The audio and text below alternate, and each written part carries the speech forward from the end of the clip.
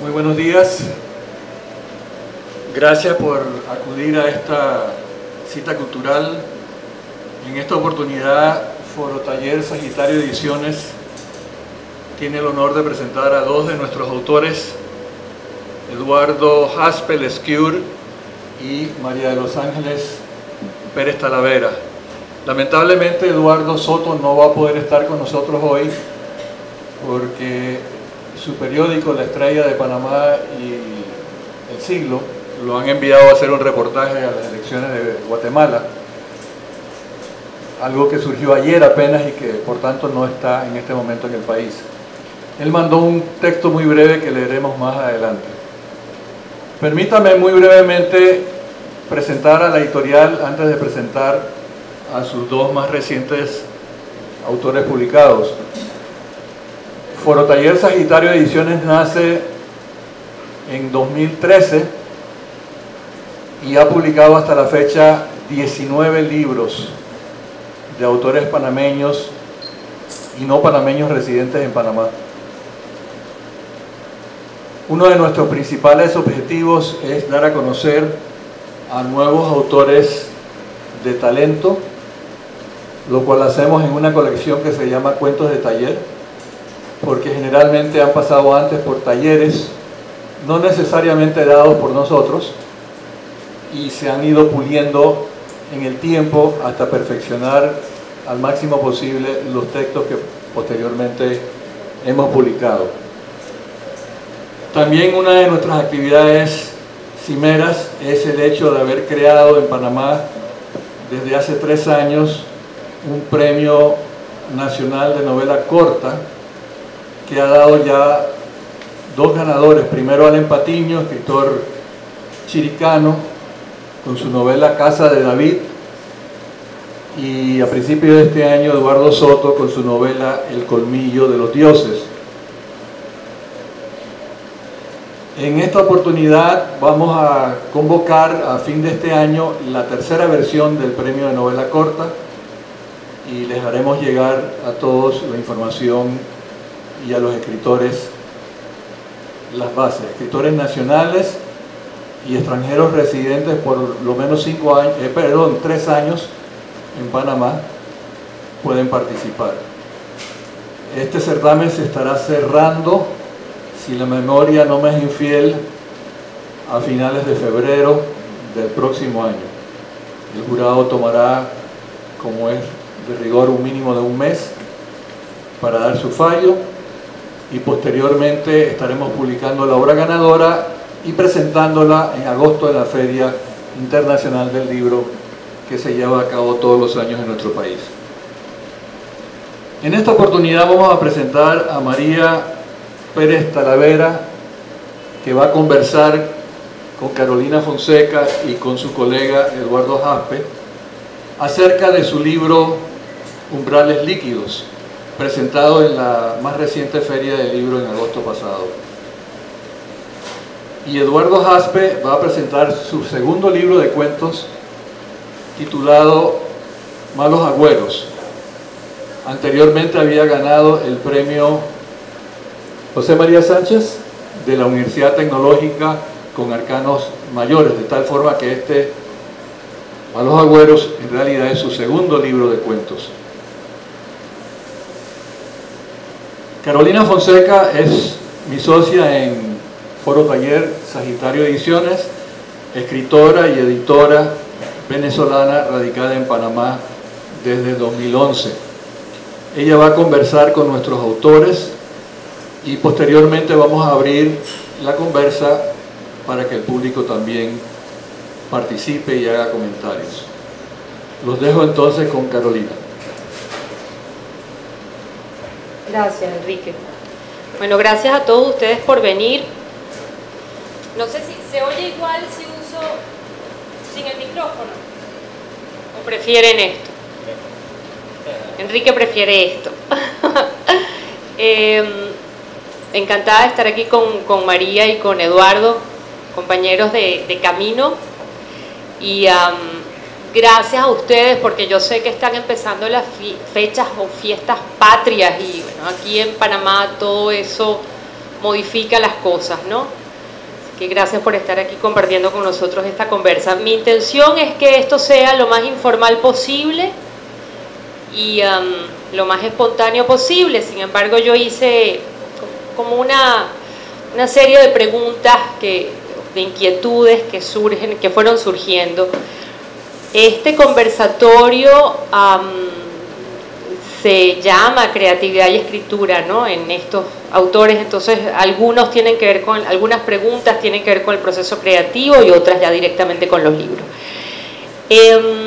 Un poco partiendo de esta espontaneidad, yo les dije cuando llegué aquí conversando con Eduardo y María que de pronto sería una buena forma de iniciar que leyeran algún fragmento de sus libros, ¿no?, como para imbuirnos un poquito del estilo, de la atmósfera que hay en ellos, ¿no?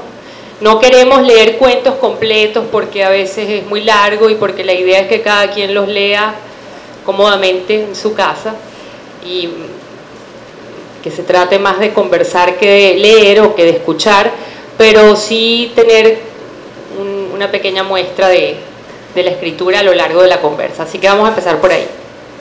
¿Quién quiere empezar? Eduardo.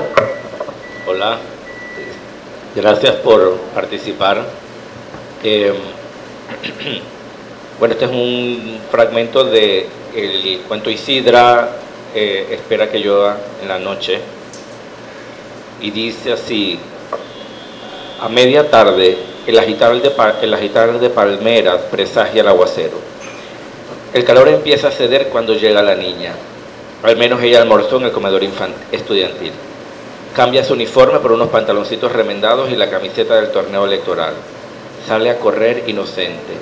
Explotó el transformador, avisa Rita, como si Isidra no hubiera escuchado el bombazo que todavía resuena en eco, y la máquina de coser no hubiera dejado de funcionar, y las aspas del ventilador todavía dieran vueltas y el silencio no se esparciera como una plaga. Vuelve a sentarse en el portalito a coser a mano. Pega botones, hace bastas, marca las costuras, hace remates, crea detalles y ora para que el cielo espere y la lluvia caiga de noche cuando vaya llegando Celio. Quizás de una vez por todas resbale en la vereda empinada, ruede hacia el valle y caiga en una zanja con el cuello roto. Si llueve mucho, a lo mejor el agua lo arrastre hasta debajo de un puente y lo encuentren 3 días después, hinchado, sin ojos, roído por alimañas, o tal vez ni ellas lo quieran. Entonces podrá reclamar la pensión y recobrar las latas de avena que el infeliz le ha quitado. Las palmeras se remecen con vehemencia.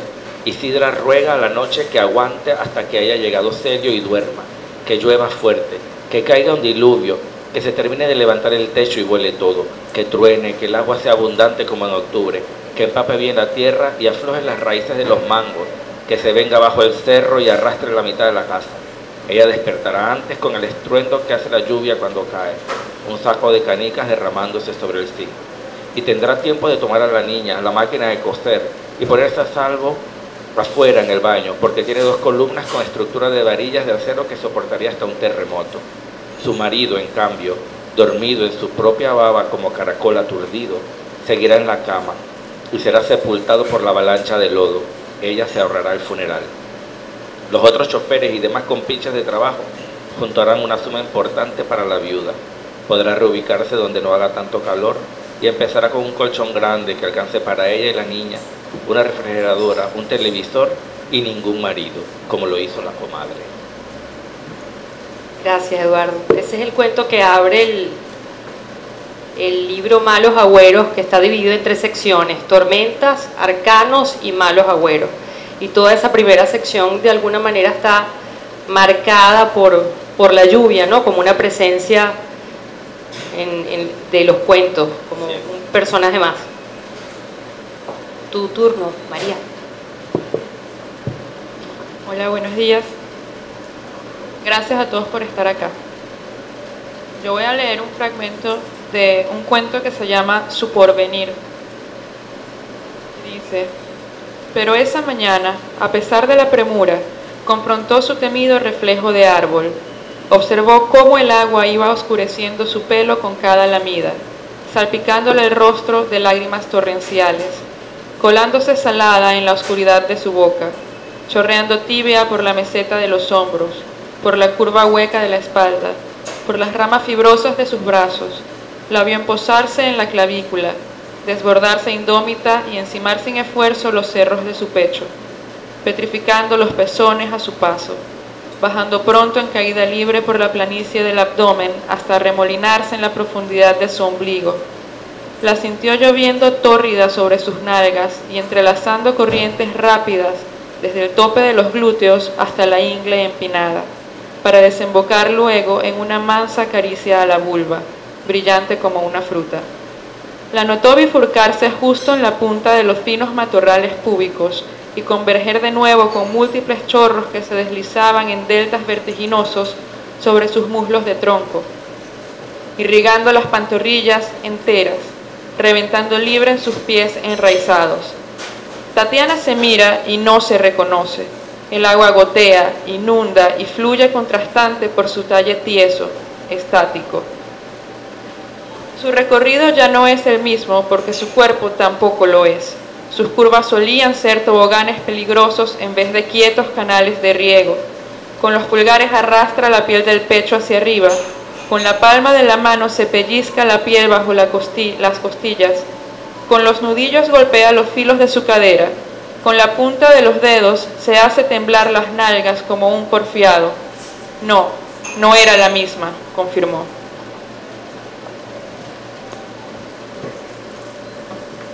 Bueno,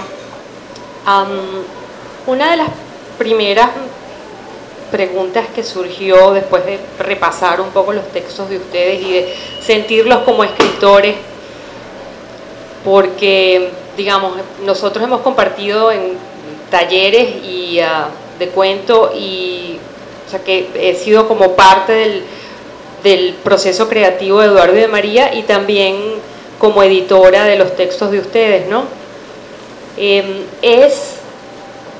¿Qué es primero en ustedes?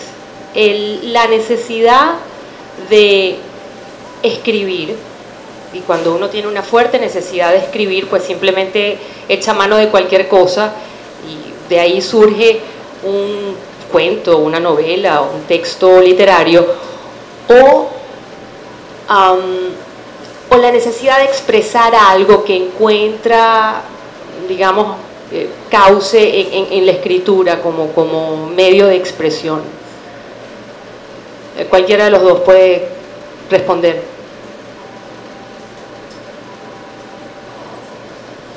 ¿Está clara la pregunta? Sí, cómo no. Yo diría que, bueno, yo tenía una necesidad de escribir que no sabía que la tenía antes de empezar, hace un par de años, 2 años ya. Pero yo creo que no, yo en particular no tengo esta, como de, tengo esta necesidad de escribir, sino que aparece algo, una imagen, hay algo que me llama la atención, y de ahí surge algo que queda revoloteando, que dice, esta es una, a veces lo que hago es que agarro y le escribo aquí mismo en el celular, escribo, y luego en otro momento lo sigo trabajando y de ahí se va desarrollando. Yo puedo tener una idea de qué es lo que va a surgir, pero ella se hace sola, la idea se desarrolla sola. Si quieres te doy un ejemplo que era el que estábamos hablando hace un momento. Estábamos comentando que nos habíamos ido de viaje, habíamos ido a Budapest, y yo andaba preguntándole a la gente, oye, ¿cómo es que es esto y tal? Y un tipo me dice, yo le pregunto a uno, tipo, le digo, oye, ¿qué te da miedo a ti? Hay un cuento de su libro que se llama El mar de Budapest, y por eso estábamos hablando de Budapest. Entonces le digo, ¿qué es lo que te da miedo a ti? Y él me dice, no, yo no tengo miedo de nada. Y le digo, ¿cómo que no tienes miedo? ¿No te da miedo enfermarte o que te pierdas el trabajo? Y dice, bueno, pero estas son cosas normales que le pasa a todo el mundo. Le digo, bueno, ¿qué te gusta? ¿Qué te hace feliz? Y él no dudó y dice, el mar. Dice, me encanta el mar. Y yo, pero ¿cómo el mar? Si aquí en Budapest no hay costa. De hecho, en toda Hungría no hay costa. Ya esa es una imagen que me queda muy clara, que me queda le digo, ¿cómo a este tipo, allá metido en, bueno, una ciudad hermosa, pero en el centro del continente, lo que lo hace feliz es el mar? Ahí hay algo una semilla que me queda revoloteando y que luego se traduce en una historia. Algo así es para mí el proceso. Eduardo ha estado viajando mucho, yo no sé si últimamente, pero se la pasa viajando y además por los lugares más exóticos del mundo. Entonces yo me pregunto, ¿hasta qué punto en tu caso la escritura es un pretexto para viajar también? O si es al revés, porque es impresionante cómo asimila esos viajes y los convierte en historias, ¿no? Bueno, mira, a mí me gusta viajar mucho desde siempre, y siempre hay historias, hay cosas que llaman la atención. Yo lo que hago es que me voy anotando cosas, y cuando llego tengo una lista de puntos. De hecho, esto me lo aprendí de García Márquez. Si te lees el prólogo de 12 cuentos peregrinos, ahí hay un tema de su proceso creativo, y él dice que 12 cuentos peregrinos se llaman así porque esos cuentos peregrinaron como por 20 años, creo, de su primer viaje que hizo en Europa. Fue tomando notas y luego tuvo que volver porque no se recordaba cómo era el asunto, y después descartó unas ideas y al final quedaron esos 12. Hombre, yo no pienso ni... Ojalá quisiera alguna vez parecerme un poco a García Márquez, pero eso es una forma de desarrollar, de tener. Lo cierto también es que de participar en este tema de la literatura, a mí por lo menos se me ha despertado una sensibilidad, y no solamente irme de viaje a un lugar exótico, ir caminando por la calle me sale algo que antes no le prestaba atención, y yo quedo, wow, mira esto, un árbol inmenso, hermoso, en la mitad de la ciudad, cerrado en cemento, por ejemplo, y rodeado de carros. Ya es otro pretexto para hacer una historia. Entonces, algo así es, ¿no?, el tema. Tú, María. Bueno, yo creo que yo normalmente tengo una necesidad de escribir. Creo que todos tenemos un medio favorito por el cual, o un medio que se nos hace más fácil expresarnos, y a mí me parece que desde pequeña ha sido escribir. O sea, yo hasta para pedirle permiso a mis papás prefería escribirles algo que hablar con ellos directamente. Entonces, yo sí siento que tengo una necesidad de escribir, pero eso que quiero contar es algo que viene muy de mi inconsciente. Es algo que no necesariamente yo tengo totalmente definido cuando estoy escribiendo. Por ejemplo, luego de que había hecho la recopilación de Umbrales, en la cual habían otros cuentos que luego decidimos descartar de la selección y todo esto, cuando queda una selección vemos que hay un tema subyacente, que es el tema de la transformación, y es algo que conscientemente yo no buscaba cuando estaba escribiendo, pero que estaba allí. Entonces, para mí, creo que el hecho de escribir es más una manera de expresarme sin necesariamente tener un mensaje.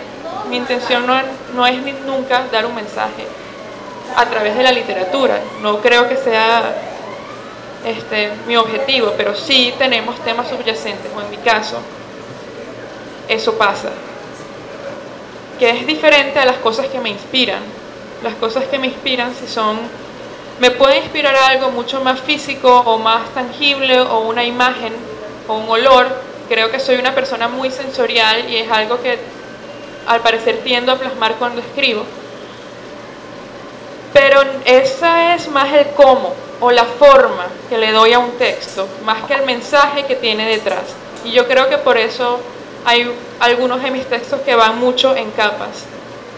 Y eso es lo interesante, uno irse autodescubriendo en el oficio, de ver cómo mensajes que ni siquiera conscientemente tenías allí van saliendo en la escritura. Y no digo que sea una especie de psicoanálisis ni nada, el tema de escribir, pero sí creo que hay temas recurrentes que vamos abordando o elementos recurrentes que consciente o inconscientemente vamos abordando. Por ejemplo, al darme cuenta del tema de la transformación es algo que hago más conscientemente, hablar o crear transformaciones físicas o psicológicas intencionales en lo que escribo. Y sí, yo entiendo, eso es un asunto apasionante en relación con la escritura, ¿no? Lo que de afuera detona el inicio y lo que resulta después que escribes, que no necesariamente, yo no lo llamaría mensaje, pero es aquello que quiere escribirse de lo que tú no eras consciente y que solo lo ves cuando te lees. Pero hablando de lo que detona desde afuera, ¿qué electriza el interés de ustedes? Es decir, ¿qué es lo que dispara el inicio, ¿no? ¿Qué tipo de cosas? ¿Qué tipo de son visiones? ¿Son recuerdos? ¿Qué aspectos de la realidad? No generales, sino ¿qué en cada uno? Bueno, cosas como muy concretas, no sí, estoy hablando de... Porque ya hablamos de generalidad. Bueno, ya te digo, a mí generalmente son imágenes, cosas que pasan. Y ya te digo, de repente está en un árbol y yo, wow, ¿qué hace este árbol aquí? Es algo como anacrónico, ¿verdad? Metido ahí en medio de una ciudad muy, qué sé yo. O olores, como bien decía, yo también creo que soy sensorial. Mira, también hay otras cosas, leer a otros. Eso, mira, ahora y el otro día comentábamos algo del perfume, y eso me ha sensibilizado de una forma que ahora ando oliendo cosas. De hecho, que debería cargar una bolsita de café de esas para neutralizar el olor. Y así, ¿no? Te hacen... puede ser también algo que alguien dijo. El otro día estaba sentado en un evento y había unos señores hablando delante de mí, y la conversación, y no es que sea vida ajena, es que estaban hablando muy alto. Y la conversación de ellos dicen algo y también me llama la atención. Entonces eso va, cosas como esa. Ahora, todo eso va atado, obviamente, con recuerdos, y yo creo que con mi perspectiva de la vida, como yo creo que son las cosas. Ahora, yo tampoco quisiera decir eso de mi perspectiva de la vida, porque leen eso y dice, este tipo hay que meterlo en el manicomio. Es ficción, obviamente, pero claro que es un punto de una forma de ver las cosas, partiendo de hechos que van saliendo, digo yo. Tú cuando viajas o cuando vas por la calle, porque no necesariamente hay que viajar, no. De hecho hay una película maravillosa, yo no sé si alguno de ustedes la vio, que se llama Smoke, que habla de un hombre que durante años se paraba en la misma esquina, en el mismo ángulo, ponía un trípode y una cámara fotográfica y tomaba fotografías una fotografía a la misma hora exactamente. Y entonces todo ese registro durante años lo fue consignando en un álbum, y es maravilloso, ¿no? Como en el mismo punto hay tanta riqueza, ¿no? Y tantas lecturas. Entonces no hay que viajar necesariamente, pero tú buscas esos puntos de interés, como el árbol, como lo anacrónico del árbol, o simplemente te van sorprendiendo cuando viajas. Yo creo que me van sorprendiendo. Yo no, cuando sí quiero buscar algo, no me queda bien. Encuentro algo que no me convence, es algo que, wow, uno se sorprende, y eso es algo muy interesante para mí en la literatura, esa capacidad que he redescubierto yo en sorprenderme de cualquier cosa, cosas que podrían parecer muy simples, pero encontrarle un punto interesante que puede detonar una historia. Y a veces no pasa nada, pero yo hago mi anotación. Y ahí va, así va el asunto, ¿no? Yo creo que cuando he tratado de buscar, no me siento satisfecho luego. Es algo que aparece y apasiona, como te envuelve. Ese es un buen punto de partida para mí. Quizás eso tiene que ver con lo que decía María antes, que hay un elemento no consciente en la escritura. Entonces mucha gente se acerca y te dice, esto es un buen tema, deberías escribir sobre esto, y ese tema, aunque sea muy interesante, pues a ti no te dice nada, ¿no? Es aquello que va conectando un espacio de ti que está en la sombra más que, y quizás por eso uno siempre es sorprendido, ¿no? Y tú, María. Yo creo que es muy similar a lo que dice Eduardo. Creo que es una combinación de cosas lo que son esos triggers o esos detonadores para escribir. En mi caso, si hablamos de este libro, el otro día antes de venir acá, estaba como analizando un poco, releyendo. Yo no había leído el libro desde que lo saqué, porque uno se vuelve loco de tanto leerlo, pero veo que hay muchas escenas. Cada cuento tiene escenas que son fotografías de un lugar que está en mi mente, de un lugar en el que he estado, de un lugar real, muchas veces. No siempre son sitios totalmente ficticios, sí y no. Pero en Branquial, por ejemplo, cuando empieza el cuento, él está hablando de un lago que parece un mar, y eso viene de un viaje. Yo estuve en Toronto un tiempo, y para mí fue muy impresionante la primera vez que estuve allá, ver un lago que parecía el mar, que no tenía límites, o sea, hasta el final era como estar parado frente al mar. De hecho, tiene playa en la orilla, hay un pequeño oleaje en la orilla, pero es un lago, y es un lago tan grande que parece mar. Y a mí me impresionaba eso, me impresionó muchísimo, y ver que eran piedras y no arena lo que había en la orilla. Es algo muy distinto a alguien tropical, caribeño como nosotros, que estamos acostumbrados a ir a unas playas que son totalmente distintas. Y el cuento comienza con un registro diciendo, estas playas no son como las mías tienen otra arena, las mías son un lago grande, algo así, o sea, habla de eso. Entonces creo que son registros de cosas también que quedan de alguna manera, y que muchas veces tenemos la suerte de anotarlos en el celular, que creo que es nuestro mejor amigo ahorita para ir anotando las cosas. Y bueno, yo cargo una agendita como los viejitos siempre en mi cartera, porque escribir a mano creo que me fija más las ideas. Y cuando me pongo a revisar los cuentos, a Branquial es el primero, y digo, oye, esto es un registro de un sitio en el que estuve. Paso a otro y digo, mira, este es una placita que me recuerda de mi infancia. Luego voy a otro y digo, hay un cuento que se llama Lo hice todo para que te fueras, que para mí era inspirado en la vida en Lima, pero no solo de haber estado en Lima y de ver esas tardes grises y de ver ese cielo panza de burro, como lo llaman, sino de las lecturas de Mario Vargas Llosa, por ejemplo, en El escribidor y la tía Julita, me parece que se llama el libro de él, que habla de una Lima de antaño.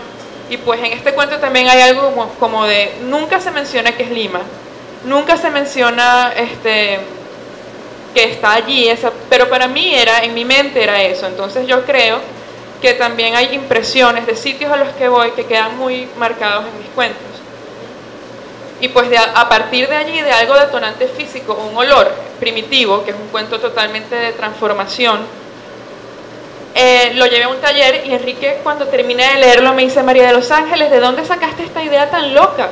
Y le digo, bueno, es que yo como papaya todos los días, y estaba comiendo tanta papaya que me veía las manos y me las veía amarillas, y suele pasar cuando uno come mucho papaya digo, bueno, ¿y si me convierto un día en papaya? O sea, me voy a parar convirtiéndome en papaya. Y dije, bueno, no escribí algo de un hombre que se convierte en papaya porque era muy antipoético, pero lo convertí en manzana. Entonces, creo, de allí vino una idea. Entonces creo que sí son cosas que ocurren en el día a día, registros propios de lo que uno ve, de lo que uno huele, de lo que uno siente, mezclado con esa ficción que es la parte divertida de escribir, ¿no? La parte de ponerle lo que uno quiera allí. Cierto, la parte divertida y a veces no tan divertida, ¿no? Porque es como parir. Ustedes hablaron, Eduardo habló de cómo leer a otros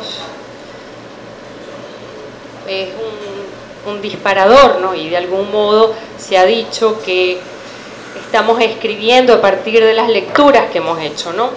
Y tú nombraste a Vargas Llosa. Yo copié una frase que leí en una entrevista de él, que me pasaron hace poco, una entrevista que me pareció muy interesante, y decía: todo cuento perdurable es como la semilla donde está durmiendo el árbol gigantesco. Ese árbol crecerá en nosotros, dará su sombra en nuestra memoria. Es bellísima, ¿no? Cómo quedan las buenas historias en nosotros, decantándose y floreciendo a lo largo en el tiempo, ¿no? ¿Qué cuentos han crecido en ustedes? ¿Qué cuentos ajenos, no? Más que escritores, ¿qué textos sienten ustedes que han crecido en ustedes? Crecido, tú dices que te ha influido o que te has desarrollado. Puede ser, digamos, partiendo de esta imagen, él habla de que esa semilla de los buenos, de un cuento perdurable, por ejemplo, de un texto perdurable,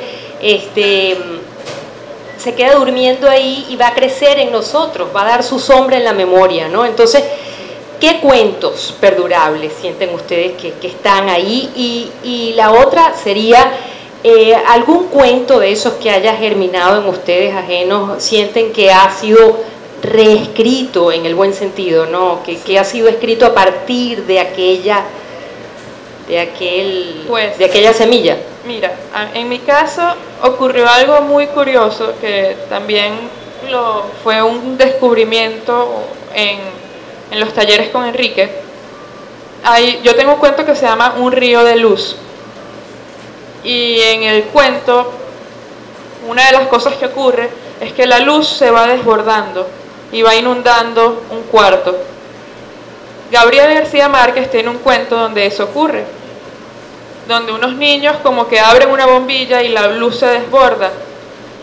Cuando yo leo el cuento en el taller, Enrique me dice: oye, es muy curioso porque García Márquez tiene un cuento de estos. Yo digo: oye, ahora que lo mencionas, sí me parece, y me voy a los cuentos de García Márquez y encuentro y digo: wow, esto es totalmente una semilla, porque yo leí este cuento.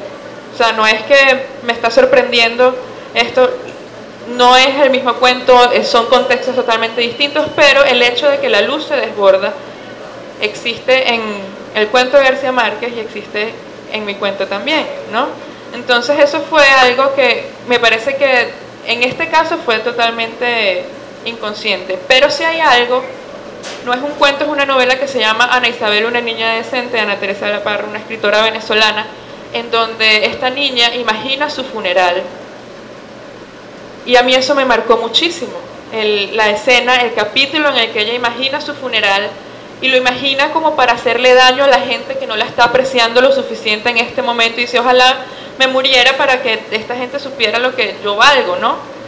Y hay un registro de eso en el cuento Branquial también, en el hecho, porque es algo muy, muy humano y muy de niños, de imaginarse que te mueres como la solución última, que se cumplan todos tus deseos de ver a la gente llorar por ti, porque no te quieren lo suficiente, o es un pensamiento muy de niño, ¿no? Entonces, en este caso, Branquial es un adolescente que tiene esos pensamientos extremos, entonces creo que hay una semilla allí. Y por último, yo creo que soy muy fatalista, como Horacio Quiroga. Yo crecí con Cuentos de la Selva, y Cuentos de la Selva es terriblemente, o sea, son cuentos fatales, son cuentos de finales un poco trágicos. Y pues yo me di cuenta luego de que mi libro es muy trágico, todas mis historias son súper trágicas, y me lo ha dicho la gente también, y yo creo que es una semilla, en este caso más que de un cuento, que por ejemplo El Almohadón de Plumas fue un cuento que a mí me marcó muchísimo, pero yo creo que sí tengo algo de esa corriente fatalista de haber leído se me fue ahorita el nombre, pero aparte de este, que ahorita me acordaré, a Horacio Quiroga, creo que es algo que se refleja aquí también. Yo no creo que te puedo decir así puntualmente en algunos cuentos, así puntualmente, pero yo te puedo hacer referencia que siempre tengo en mi memoria Continuidad de los parques, La noche boca arriba, Queremos tanto a Glenda. Esos tres son de Cortázar y me han marcado significativamente, tanto en la forma como en ese absurdo. A mí, por ejemplo, eso de Queremos tanto a Glenda, ese grupo, un poco de gente que están tan enamorados de la actriz que deciden hacer algo tan absurdo y tan loco. Yo creo que eso marca mucho de lo que yo he escrito. Luego, más recientemente me encontré con Los caballos estornudan en la lluvia, de Dimas Lidio Pitti. En todo el libro es espectacular, y ese cuento en especial, esa forma morosa de cómo se va desarrollando, la sensibilidad de todo lo que va pasando, la lluvia, el clima, la gente, eso cala en mí. Bueno, hay muchos otros.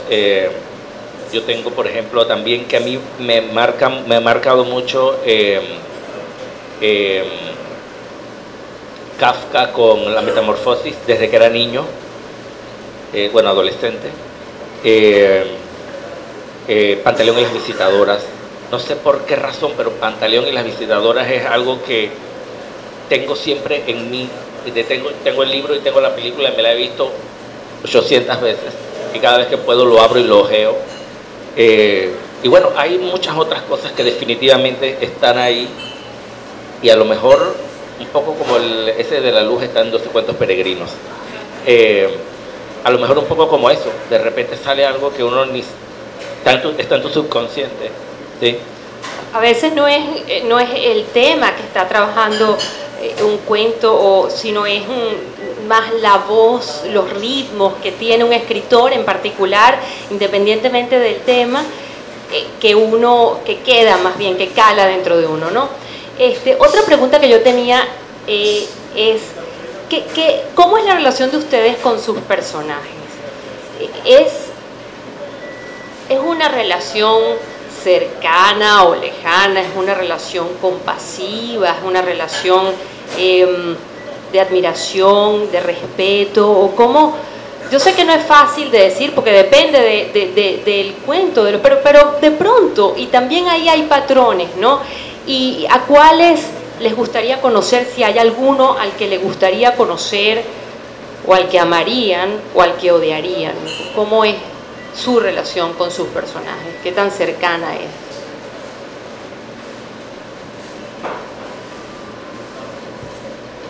Yo creo que los conozco a todos.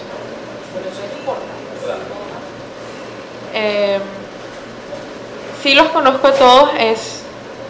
Me parece que el momento más difícil de interactuar con ellos es cuando los estás creando, en el momento en que están siendo moldeados. Ese es el momento más difícil de la interacción con ellos. Me pasó algo muy particular, que estuve en otro taller también, me tocaba llevar este cuento. Terminé el cuento un viernes y el taller era el sábado, y el sábado yo todavía tenía los ojos hinchados de tanto llorar, porque fue devastador para mí escribir el final del cuento, porque que era su porvenir, porque no había otra manera. Sé que suena un poco tonto decir que el personaje tenía vida propia o que él te pidió hacer eso, pero yo sí sentía de alguna manera de que era más, no era lo que yo quería que sucediera, porque era algo doloroso, pero era lo que el personaje tenía que hacer. Entonces, la decisión que tenía que tomar, o lo que tenía que ocurrir, o lo que el destino tenía deparado para ellos, como se quiera ver. Entonces, en ese Perdón, momento... tenía que hacer porque a ella le correspondía hacerlo, no porque tú lo definieras. Exacto, así. si te metes en el personaje, si realmente estás teniendo una empatía o una, va más allá de empatía, es una fusión con el personaje para actuar o decir en determinadas ocasiones como es él, desdoblado de lo que eres tú como persona, que hay una línea bien definida entre lo que es autor, narrador y pues personaje, por supuesto. Yo creo que sí, hay cosas que ellos piden, por decirlo de alguna manera, ¿no? Y en este momento es cuando realmente conoces al personaje más allá de lo que tú en tu mente querías o tenías pensado que él fuera. Y yo normalmente no los pienso. No digo mi personaje, sobre todo en un cuento, que un cuento tiene una brevedad distinta a la de la novela, donde los personajes deben ser planeados de otra manera, ¿no? Pero en un cuento que son es mucho más breve, pues la personalidad casi que la vas descubriendo mientras lo vas escribiendo por la brevedad misma. Eso es lo que a mí me ocurre, ¿no? Entonces, yo tengo una relación muy cercana con ellos porque me logro meter en personajes. Hay muchos personajes que han sido inspirados en personajes que he conocido en la vida real. Algunos no son la persona que conocí, pero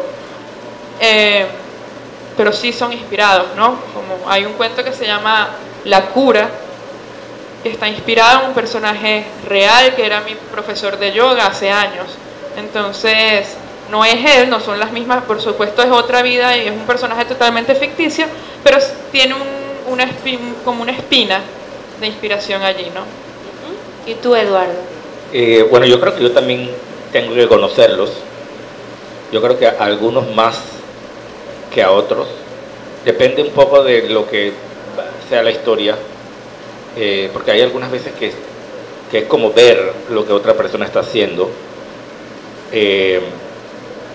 Si es así, pues no tendrías que tener tanta relación, aunque al final, y es un poco como decía María de Los Ángeles, y a mí no me parece tonto decir que ellos hacen lo que les da la gana. Yo creo que es así. Algo surge, empiezo y la historia va sola, después uno no puede pararla. Entonces, después de hecho yo leo y yo digo, wow, ¿quién escribió esto? Porque es así, ¿no? O al menos a mí me pasa así. Te digo, por ejemplo, el de Isidra, cuando fuimos al taller, leímos el cuento y después eran los comentarios. Eso es muy interesante del taller. Alguien comentó, pero es que yo no creo que una mujer así haga eso. Y yo le digo, esta sí, porque es que ella sí lo iba a hacer, esta sí lo hace. Y eso yo te digo que es un conocimiento muy profundo de ella, ¿sí? Probablemente ves a una persona en estas condiciones y no pensarías que es una mujer tímida y tal, pero esta es una mujer tímida y tal, pero está harta, entonces eso la motiva a actuar de cierta forma. Esta sí lo hace. Y así cada personaje, yo por lo menos creo que yo voy teniendo una idea de que, no una idea, yo sé qué es lo que va a hacer. No al principio, sino después, porque la historia va un poco sola. Y tú dices que si yo quisiera conocer a alguno, o sea, yo no estoy seguro, de repente me da hasta miedo, pero a mí me gustaría conocer a la mujer del último, de Malos Agüeros. Ajá. Esa es la que yo quisiera conocer. Yo no quisiera conocer a esa. Qué curioso eres tú. Es una mujer, bueno, ustedes lo compran y lo leen y van a ver, porque yo digo que yo no la quisiera conocer. Pero cada loco con su tema, dicen por ahí. Esa es la más interesante. Los otros, bueno, sí, esa sería interesante. ¿Podemos leer algún fragmento para seguir con la conversa?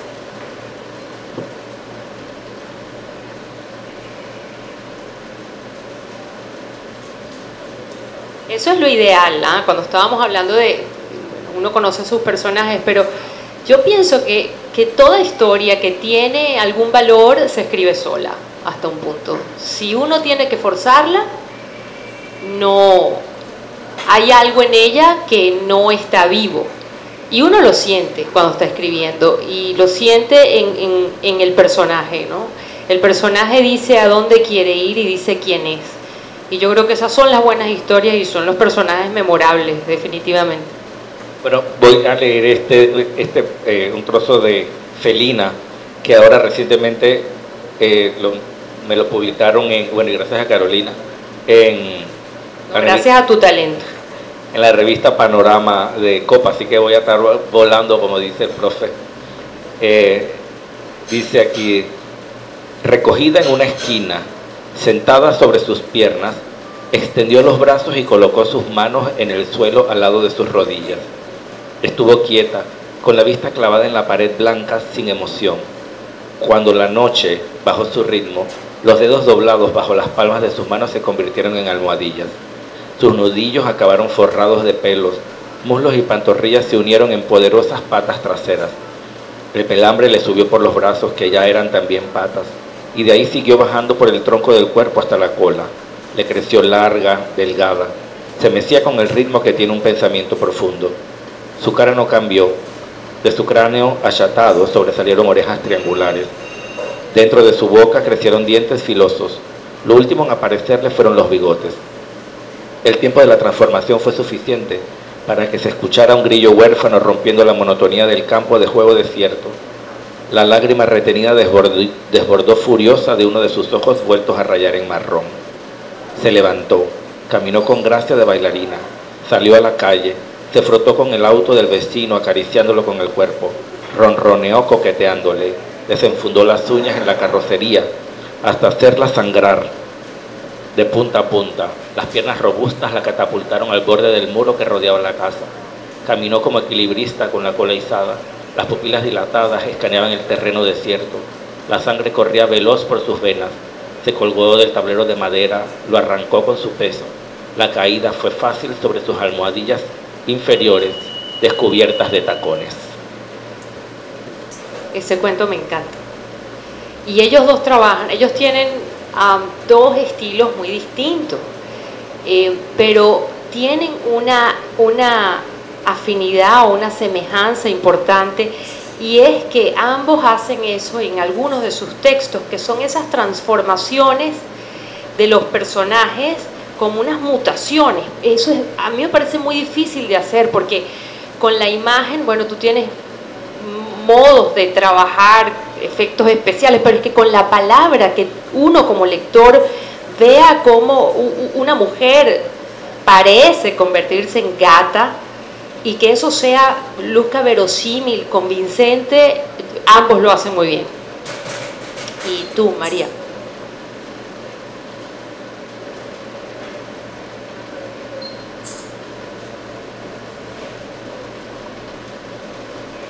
Este es un fragmento de un cuento que se llama 100% Positive Reviews. Dice: Pablo está feliz de que Esther haya aceptado. Hace incontables semanas tiene sucesivos encuentros con ella. Le da los buenos días en el saloncito del café, donde atrás mira cómo los mechones de pelo mojado resbalan sobre sus hombros, expidiendo un olor profundo, divino. Se la cruzan los pasillos y ambos, a manera de cortesía, hacen una imperceptible mueca que bien podría ser sonrisa o dolor. Se la topa en la cuenca de los servicios cuando alguno entra y el otro sale con un apuro ya inútil. En el elevador se acompañan en incómodo silencio durante 22 eternos pisos. Forman fila en el comedor y ambos, por supuesto, reducen sus raciones con decencia ante la indiferente mirada del otro. Se imantan en la estación del metro en plena hora pico. Pablo y Esther nunca se ven a los ojos. Hace un par de semanas, el martes 13, se dieron los mismos eventos simples y rutinarios que en la vida de Pablo califican como sucesos. Sucesos porque en su calendario los días pasan siempre igual, pero Esther, ella jamás pasa desapercibida. Como buen cinéfilo, imagina su línea del tiempo en fotogramas, una lenta película en blanco y negro, francesa puede ser, a excepción de las escenas donde Esther aparece y protagónica las pinta de colores en alta definición. Y es que ese martes, al final de la jornada, durante la espera en el andén subterráneo, un impulso inesperado lo hizo acercarse a ella, preguntarle qué tal su día y entablar una ligera conversa lo suficientemente sólida para que no se acabara con la irrupción de la masa viva que bajó del vagón, para sobrevivir la marcha del más apto durante el ingreso, para merecer dos puestos vacíos y contiguos. La estación de Pablo había quedado atrás. No obstante, al llegar a la última parada, que era la de Esther, ya había concretado para el próximo viernes un maratón de películas de Kubrick. Pablo, solitario e introvertido como era, no sabía cómo lo había logrado, pero tampoco se lo preguntó, y eso fue lo más extraño del día. ¿Para qué tipo de lector escriben ustedes? Es decir, uno de algún modo prefigura a un lector. ¿Para qué lector les gustaría tener del otro lado? Bueno, yo creo, a alguien le escuché o leí, no sé cómo es la cosa, dice que yo escribo lo que me gustaría leer. Dice que ningún escritor escribe para él, porque si no, no publicara nunca. Pero la verdad es que yo tengo que escribir lo que a mí me llama la atención. Entonces, partiendo de ahí, yo quisiera que un lector que sea parecido a mí. Sin embargo, no sé cuántos iguales que yo hayan, a lo mejor no tantos, o a lo mejor muchos, no sé. ¿Cómo es un lector parecido a ti? Ni sé. Pero lo que sí sé es que yo pruebo mis textos. Yo se los doy a las muchachas en mi oficina, que algunas de ellas no tienen un nivel de lectura muy alto, ni tampoco de unos conocimientos generales tan amplios. Y yo me doy cuenta cuando un texto, cuál es el efecto del texto.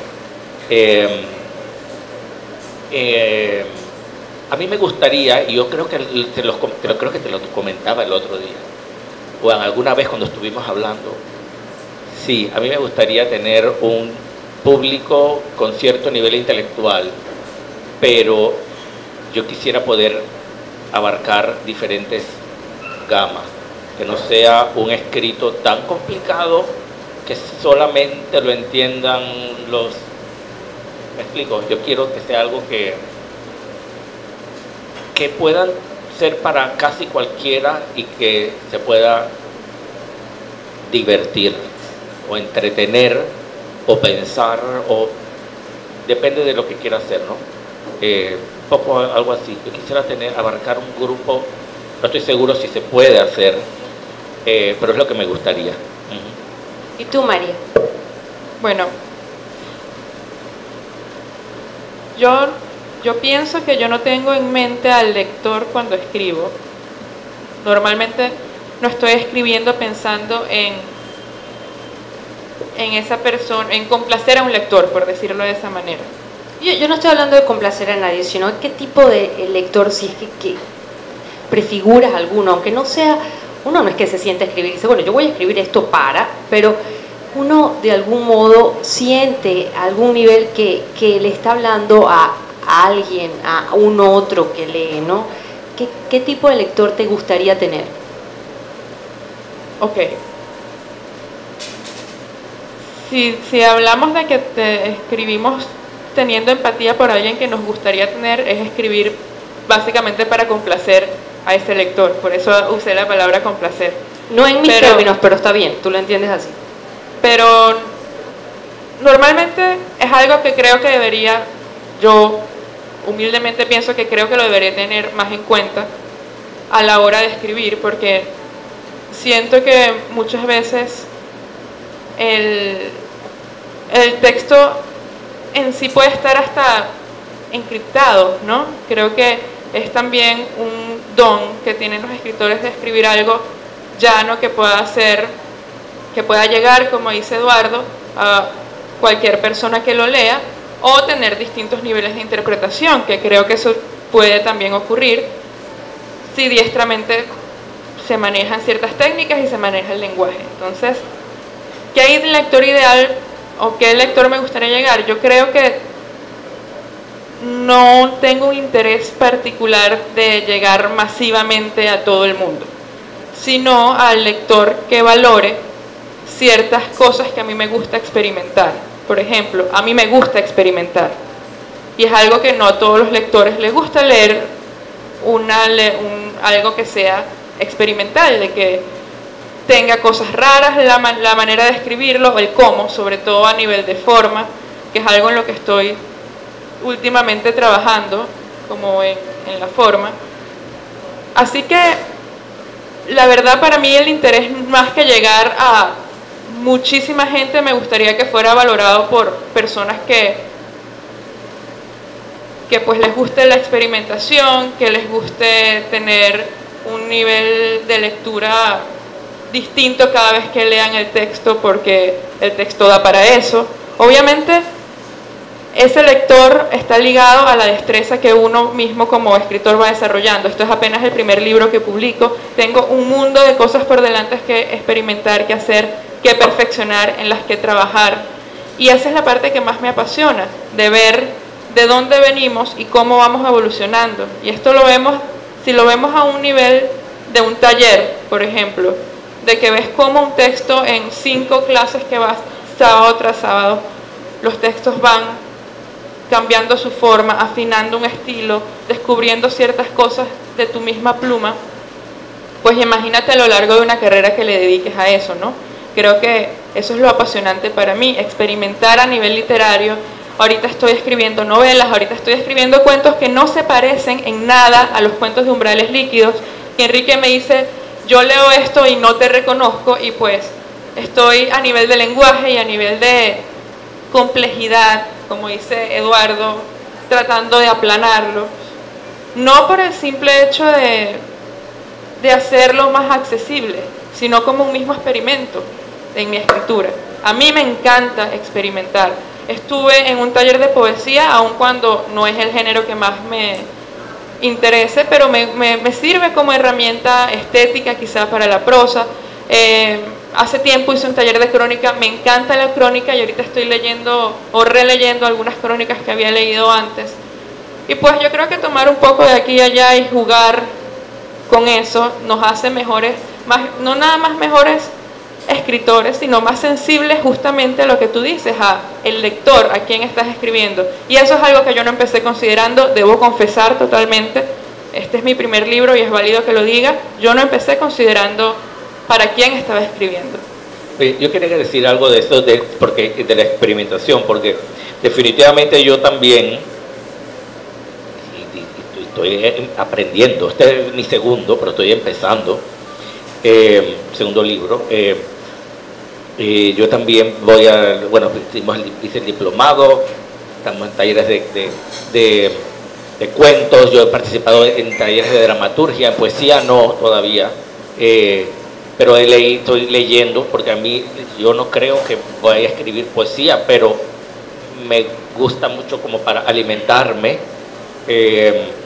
y un poco, igual como tú dices, ¿no? Luego también en mi forma, y definitivamente a mí me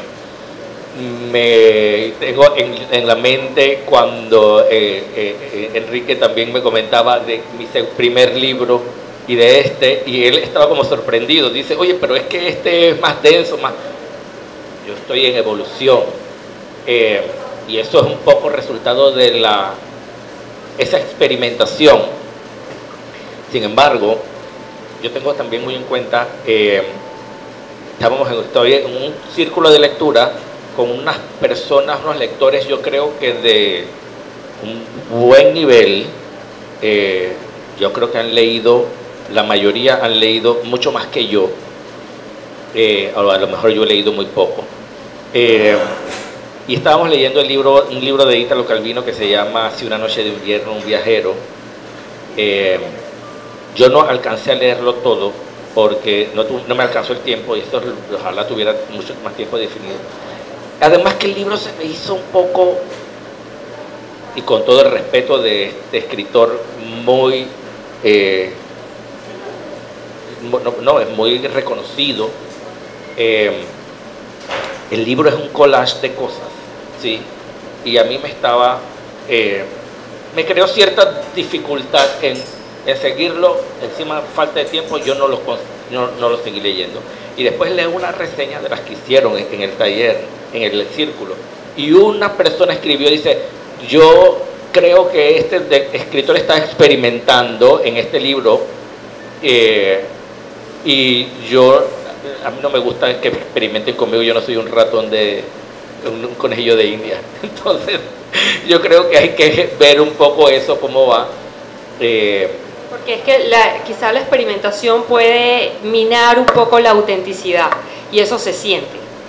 Pero no estoy en contra de la experimentación, es decir, es parte de la búsqueda de la voz de uno. Y es que, claro, yo tengo que hacerlo precisamente para encontrar además que yo creo que he encontrado varias cosas que me interesan, y otras que creo por aquí no, y otras que digo, por esto me parece mejor, me queda mejor, y además que yo no se me han hinchado los ojos de llorar, pero cuando yo creo, cuando un texto mío me gusta, es cuando yo después lo leo y tengo emoción. Ajá. Si me emociona después, te digo, vale la pena, aunque a nadie más le emocione, pero si a mí, yo creo que por ahí va el asunto. Bueno,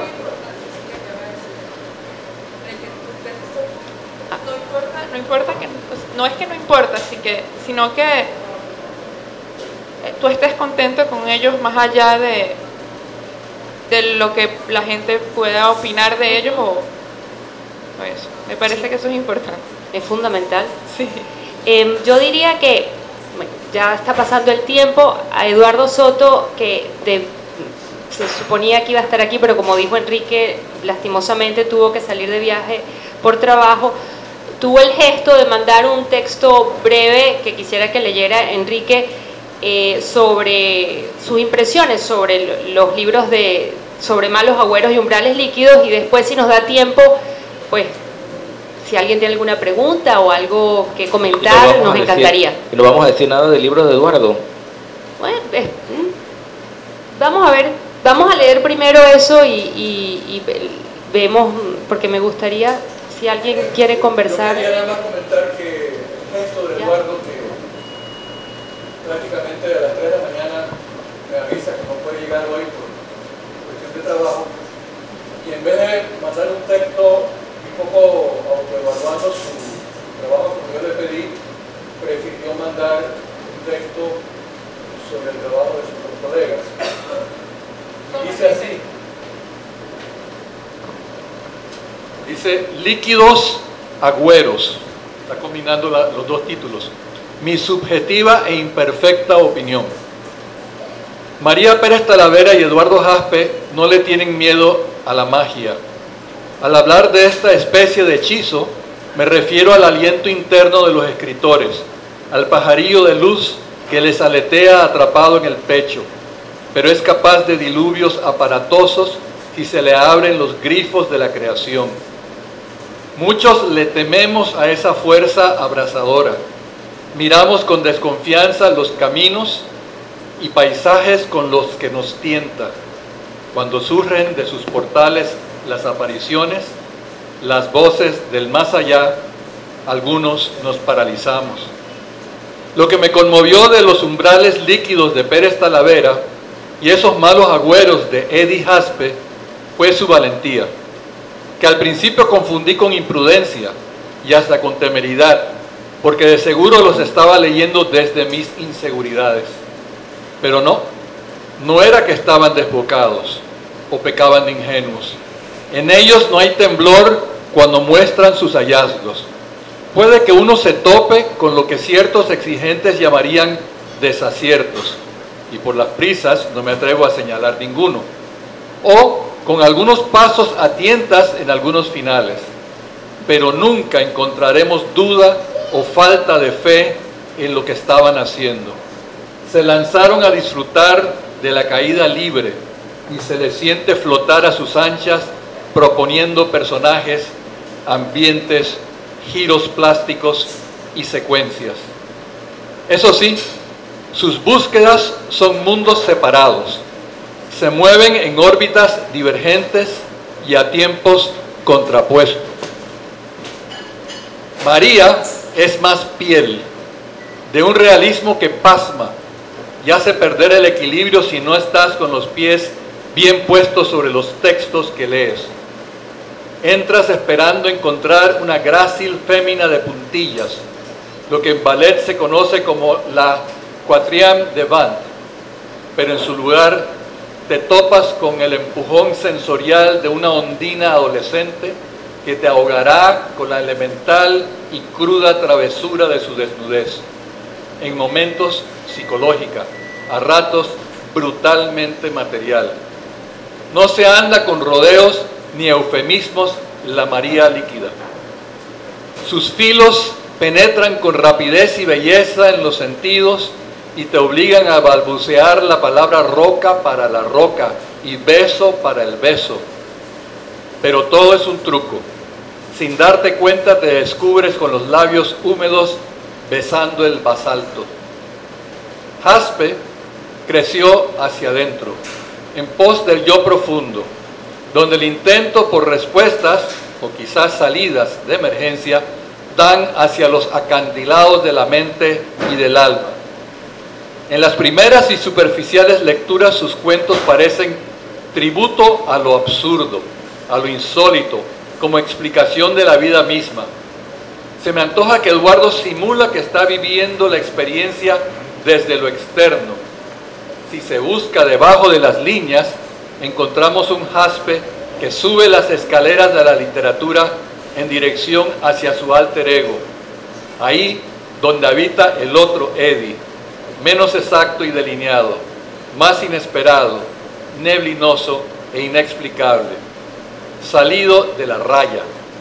Ha querido compartirnos el bosque gris, pero siempre encantado, siempre encantado, en el que ha levantado su campamento.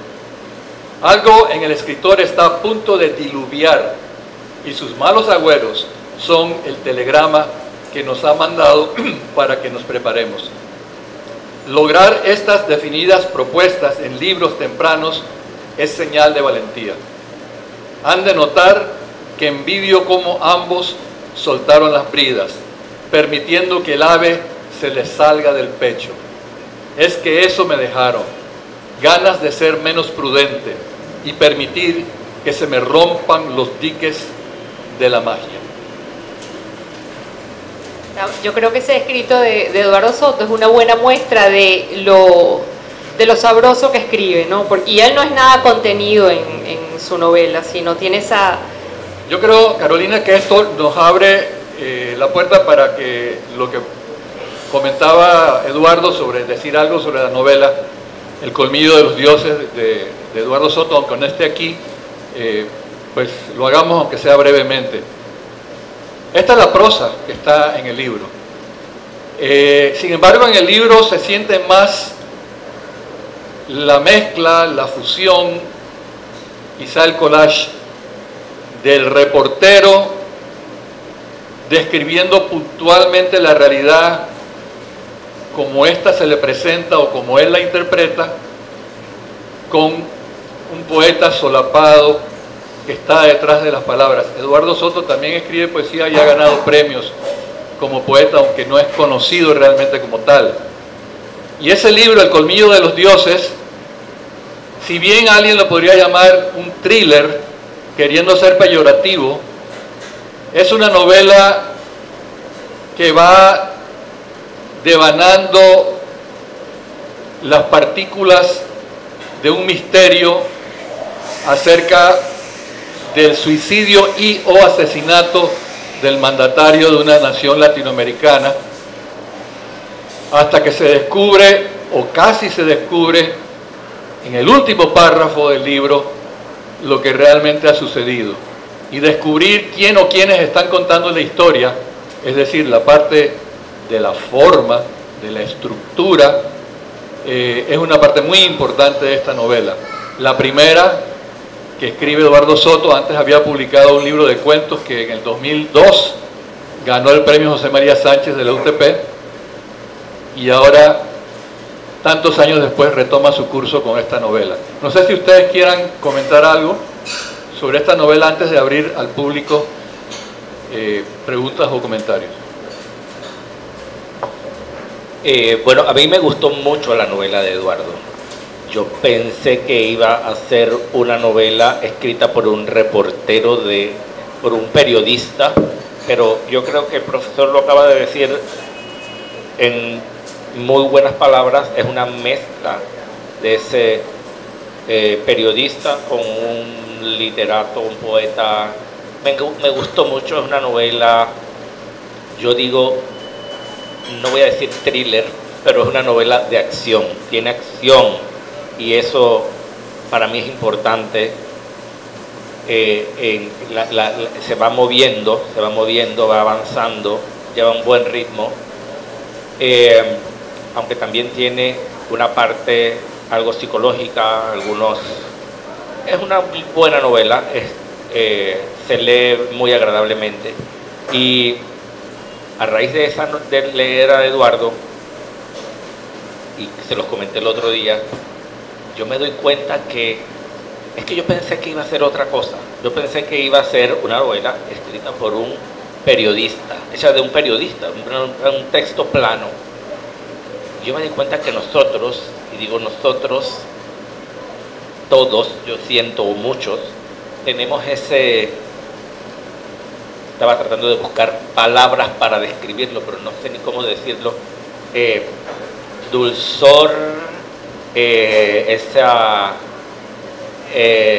no quiero decir, porque no es empalagamiento, sino es algo que, ¿sabes qué? Se me parece como el cuerpo del vino. Cuando tú tienes un vino con mucho cuerpo, es algo que se siente.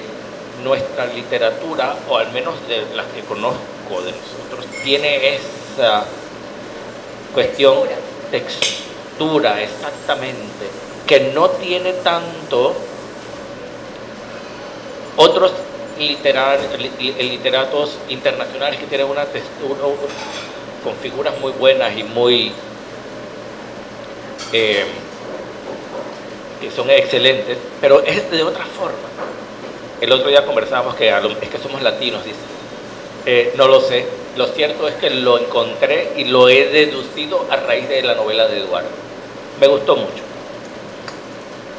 Sí, yo creo que lo que dijeron Enrique y Eduardo, pues me siento identificada con lo que ellos dijeron. Eduardo Soto, para mí es un tejedor muy habilidoso. La manera en que arma la trama es genial. Creo que lo hizo muy bien. Su trabajo de armar la trama para mí es el mayor acierto de su novela, aparte de otros muchos, como la manera de escribirla y pues los distintos toques que le da, como hablábamos de que tiene una profundidad psicológica, pero la acción es básicamente lo que te atrapa del libro, ¿no? Es una lectura muy agradable. Conversábamos sobre la novela el otro día también, que es una lectura para un lector moderno que necesita esa agilidad de tener algo que lo lleve, y pues me llevó y te llegué al final y la terminé, más que algo más estancado. El ritmo de Eduardo es muy bueno. Me parece que su skill, su habilidad de reportero, pues mezclado con la sensibilidad que obviamente maneja, como lo pueden ver en su texto, que tiene mucha poesía cuando habla, pues, y al mismo tiempo maneja hasta un grado de humor en el texto que en una novela me parece algo importante, ¿no? De tener más en una novela de este tipo, que no vamos a llamar thriller, pero que sí es tiene un suspenso, tiene una intriga desde literalmente la primera página. Y la primera página para mí marcó un mood, como una expectativa que se mantuvo ese clímax, por decirlo de alguna manera, durante toda la narración. Vale la pena leerlo, se lo van a leer en una sentada. Muy bueno. Bueno,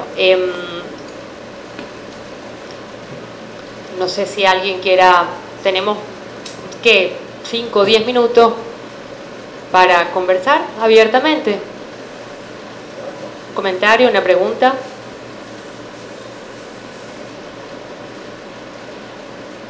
Sí.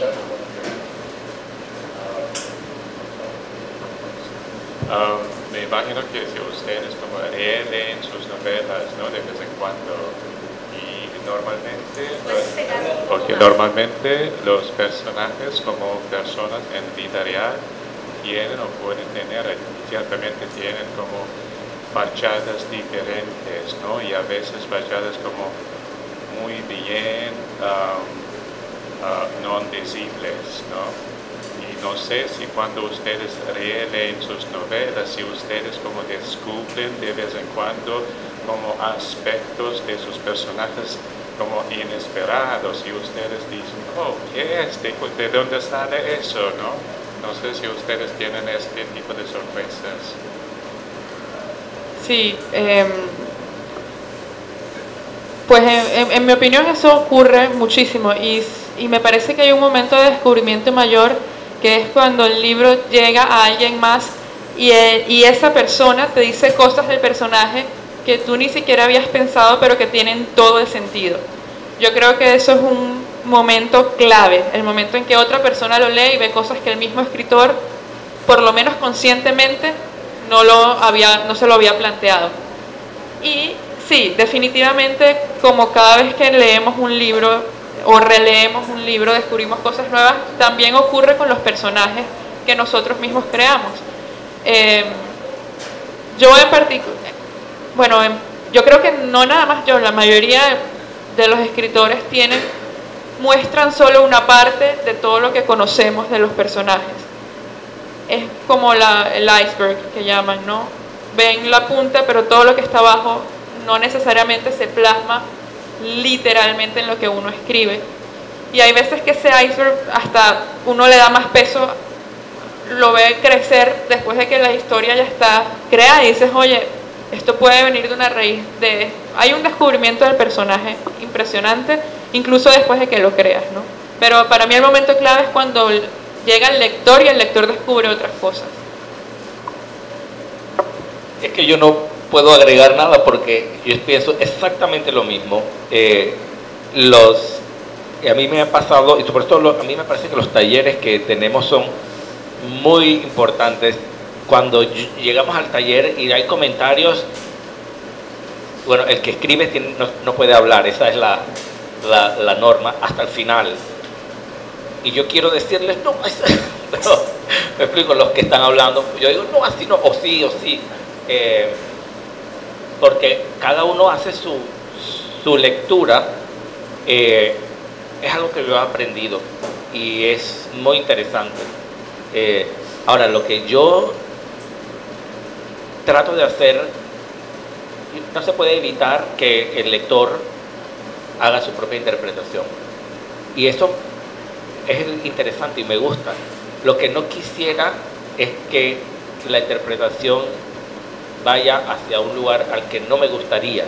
Entonces ahí tengo que tener cuidado en cómo hacerlo para que no desemboque en algo que desemboque en lo que el lector quiera, perfecto, pero no en lo que no quisiera yo, ¿me explico? Eso es interesante, ver cómo hacerlo. Porque sientes que en ese sentido, eso es difícil lo que estás planteando, pero quizás en ese sentido sería una falla de algo no está funcionando, ¿no? Y una falla de mi personaje, una falla de mi texto, que lleve al lector hacia un punto donde que no funciona, que no es la idea. Entiendo. ¿Alguna otra pregunta o comentario?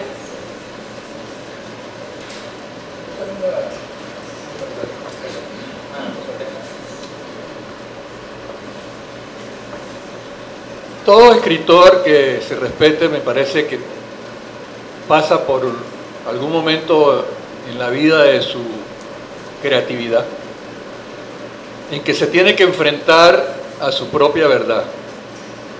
Es decir, hay cosas que queremos decir sobre nosotros mismos o que necesitamos decir y que a veces o nos apena o nos aterroriza o le tememos al qué dirán, a sacar los trapos sucios fuera de casa, etc.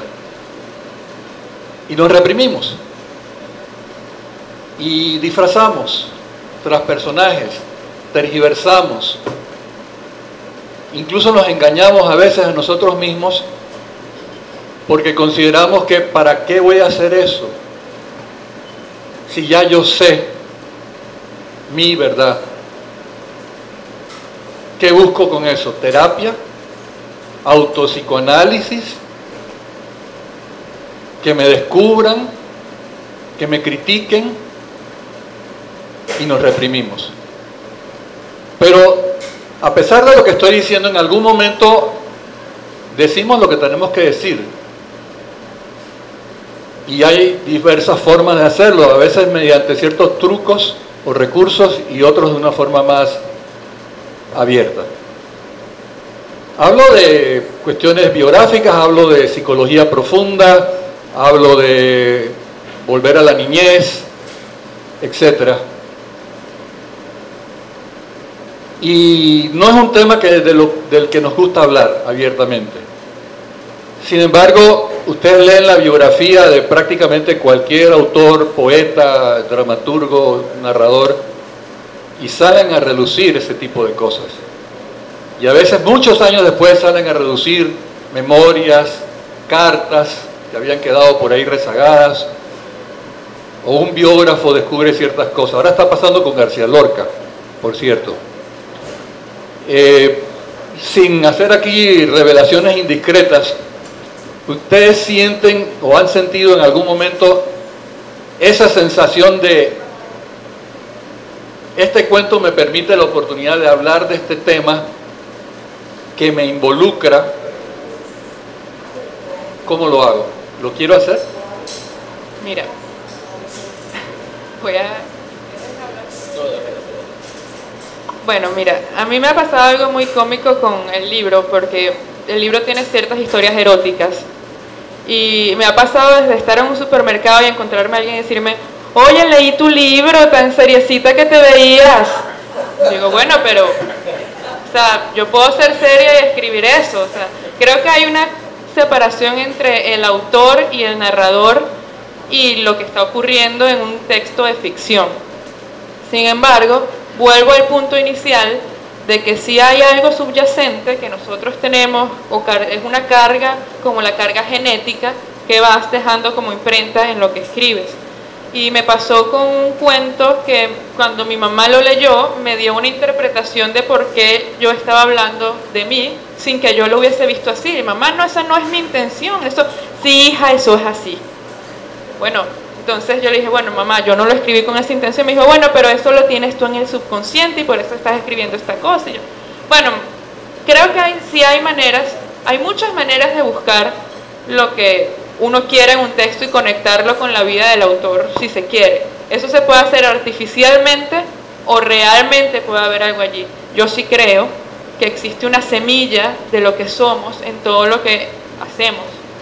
Y pues sí se pueden descubrir cosas profundas de la personalidad. Yo no lo utilizo como una manera consciente de decir quién soy, por lo menos. Si no fuera una trágica, desaforada, pervertida también, si el libro hablara de quién soy, ¿no?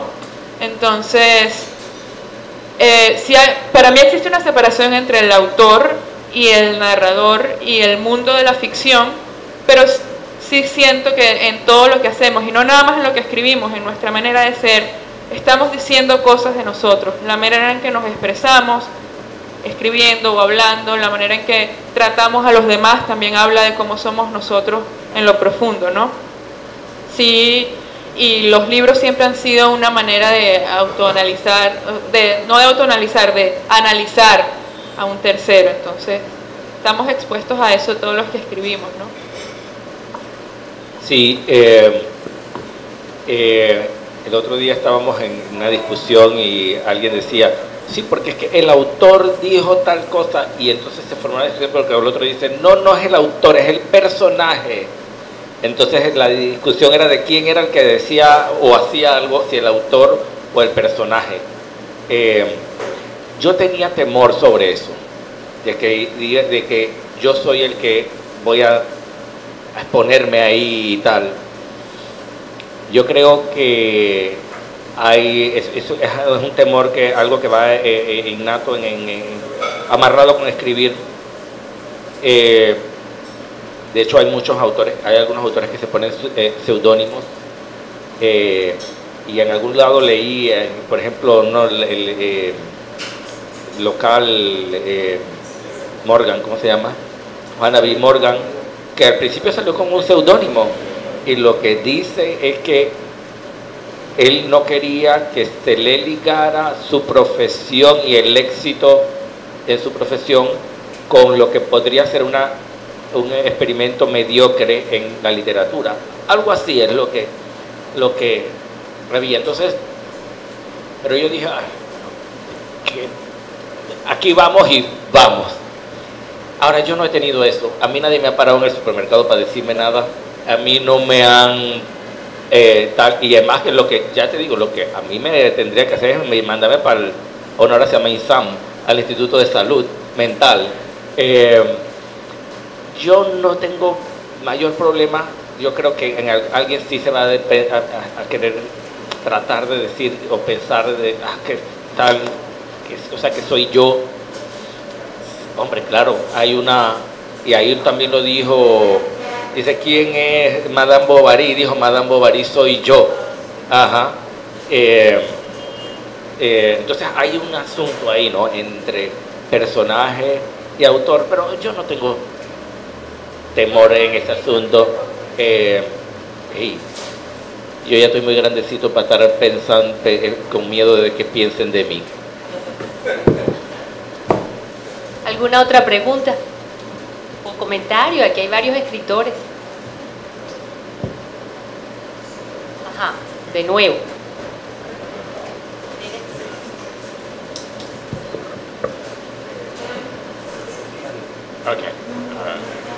Ok, muchas gracias, fue muy interesante todo. Y una otra pregunta es, me imagino que el proceso de escritura es como flujo, ¿no? Ustedes tienen como las ideas que pasan por sus cabezas y las emociones, y luego cuando ustedes leen texto, a veces algo como, oh, ok, yo escribí eso, ¿no? Y del otro lado, no sé si, yo no conozco sus novelas, pero yo voy a leer hoy o mañana, y si ustedes tienen, si es solamente como la narración de hechos que viene desde allá, o si es también ustedes agregan unos mensajes personales, ¿no? Porque a veces dicen la fuerza de cualquier escritura es en el mensaje, ¿no? Y a veces mucha gente lee y dice, oh, qué divertido, hay muchas cosas, ¿no?, como mucha acción, pero también no sé si ustedes tienen algo bien específico, bien personal, lo que es como la asignatura, ¿no?, la firma del autor. Gracias.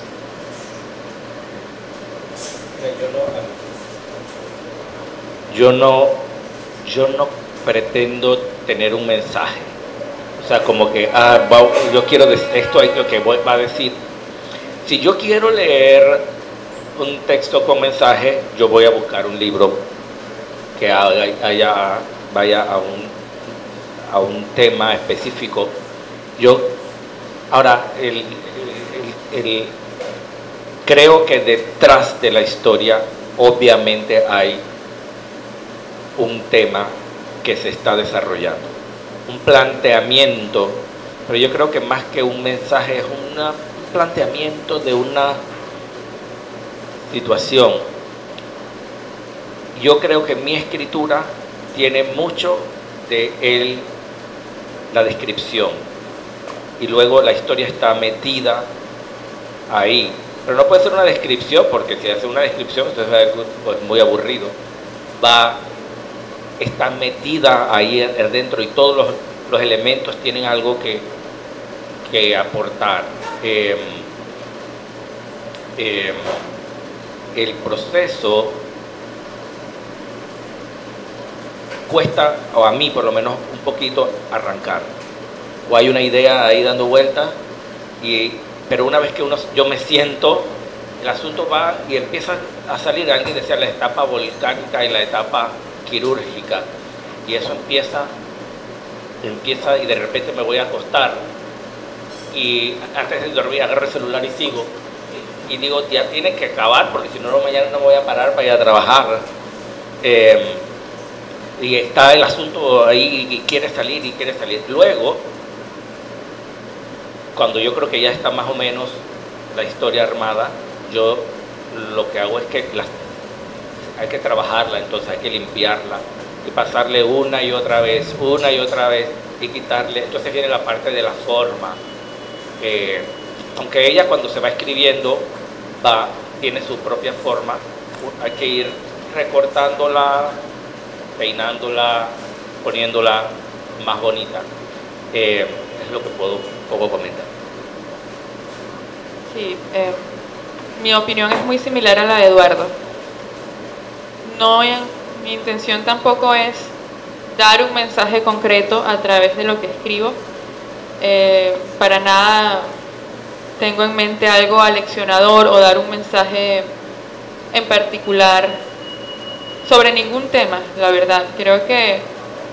Más bien creo que mis escrituras son más inquietudes que mensajes concretos, ¿no?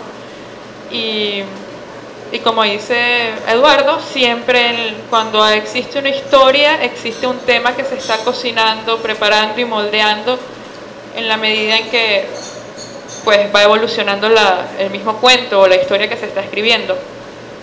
Mi proceso también es bien similar, soy muy volcánica, normalmente no tengo predefinidas las etapas de la historia, lo que va a ocurrir, ocurre mucho como un flujo natural y luego viene la fase de pasar sobre ese texto nuevamente, a corregir, acicalarlo, ¿no? Y arreglarlo y prepararlo para que quede apto para un tercer y cuarto ojo luego de que uno la trabaja. Yo soy lo que sí es que soy muy de ir corrigiendo mientras voy escribiendo. Siempre escribo un par de párrafos, releo desde el principio, corrijo y sigo escribiendo. Es como un ejercicio de seguir hilando la historia y de ir nutriéndome de lo que ya escribí para conectar con algo nuevo. Me parece que es muy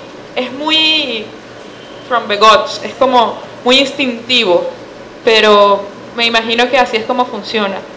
Voy hilando la historia a partir de lo que voy releyendo. Releo mucho mientras estoy escribiendo. Rara vez escribo una historia de un tirón que luego la reviso. Yo escribo un par de párrafos, reviso, vuelvo, reviso el par de párrafos que escribí, leo la historia completa. Eso sí, en cuentos cortos los termino me siento a escribir un cuento y lo termino en ese momento. Si lo dejo reposar para terminarlo al día siguiente, pues ya pierdo la onda, porque no conecto bien luego la historia, prefiero escribirlo de un solo tirón. Pero nunca con un mensaje detrás. Bueno, ya para cerrar, una pregunta que quiero que me contesten brevemente. ¿Cómo sueñan verse como escritores de aquí a 20 años? Así, desde la tripa, sin pensarlo mucho. De aquí a 20 años me veo como una escritora de 50 años. Entonces te ves bien.